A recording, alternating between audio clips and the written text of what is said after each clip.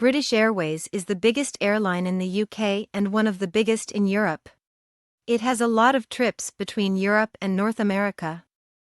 According to sources close to the news agency Bloomberg, British Airways parent firm IAG is in discussions with Airbus and Boeing about placing an order for at least 20 widebody aircraft. Part of the Boeing 777-200ERs were to be replaced by the new planes. The 777-200ER is the most prevalent aircraft in the long-haul fleet, with 43 of them owned by the British, in addition to 16 larger and younger 777-300ERs. However, at 23 years old on average, they are already fairly old and occasionally need to be replaced.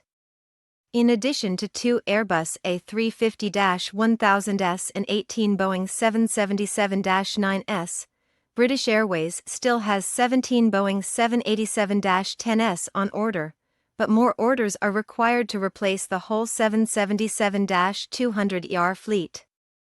The Airbus A350 and Boeing 787 seem to have the best chances of receiving the additional order.